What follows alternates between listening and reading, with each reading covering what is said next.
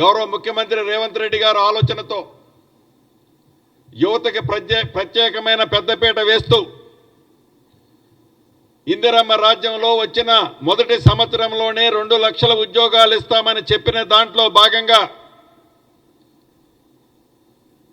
31,000 ఉద్యోగాలు సుమారు ఇప్పటికే ఇచ్చి గతంలో ఏదైతే టీఎస్పీఎస్సీ ద్వారా జరిగిన అనేక అక్రమాలు దోపిడీలు అన్యాయాలని సరిదిద్దుతూ స్వచ్ఛమైన మంచి టీంని టీఎస్పీఎస్కి ఇచ్చి గ్రూప్ 1 నుంచి గ్రూప్ 4 వరకు వేలాదిగా నోటిఫికేషన్లు ఇప్పటికే వివిధ స్థాయిల్లో ఉన్నాయి.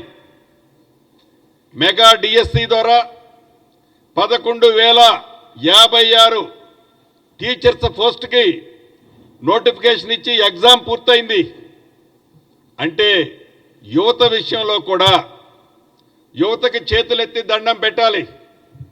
మొన్న ఈ టీఎస్పీఎస్సీ ద్వారా ఏదైతే ఎగ్జామ్స్ జరుగుతుంటే ఇప్పుడు రైతుల్ని ఎలా అయితే రెచ్చగొట్టారో ఇప్పుడు రైతుల మీద మళ్ళీ వాళ్ళ ఇంకా కచ్చపోలా రైతుల మీద వాళ్ళది ఏంటంటే మాకు హైదరాబాద్లో సీట్లు వచ్చినాయి తప్ప గ్రామీణ ప్రాంతాల్లో మాకు సీట్లు రాలేదు అంటే రైతులు మాకు ఓట్లేయలేదు. వాళ్ళ మీద కచ్చ పెంచుకొని ఈ ప్రభుత్వం గత ప్రభుత్వం ఆ కచ్చను తీర్చుకునే విధంగా మొన్న నిరుద్యోగ యువత మీద ఏ రకంగా అయితే రెచ్చగొడితే గౌరవ ముఖ్యమంత్రి గారు ఉప ముఖ్యమంత్రి గారు మిగతా పెద్దలంతా మాట్లాడింది గ్రహించి యువత నిజాన్ని అర్థం చేసుకొని వాళ్ళు శాంతించారు.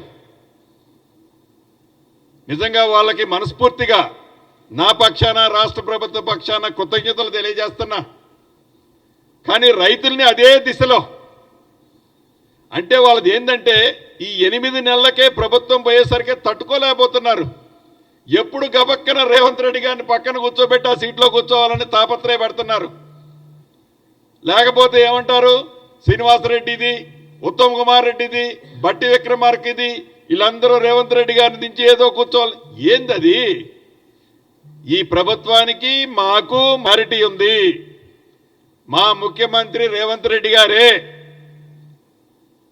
మీరేదన్నా పగట కళల కంటే మీ కళలు కళల్లాగానే ఉంటాయి తప్ప మీకు ఆవగింజను కూడా అక్కడ పెట్టడానికి సందు రాదు.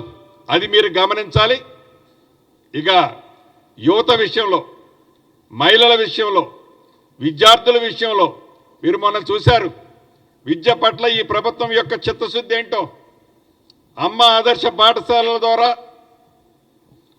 మౌలిక వసతుల్ని సుమారు 637 కోట్లు గతంలో లాగా పేపర్ ఇచ్చి మేము జీవో ఇచ్చేసాము అయిపోయిందని అల్లా 637 కోట్లు ప్రతి జిల్లాలో ఖర్చు పెట్టి మొత్తం 637 కోట్లు ఖర్చు పెట్టి అన్ని పాఠశాలల్లో మేజర్గా ఉన్న సమస్యల్ని ఈ ప్రభుత్వం చిత్తశుద్ధితో వాటిని పరిష్కరించింది.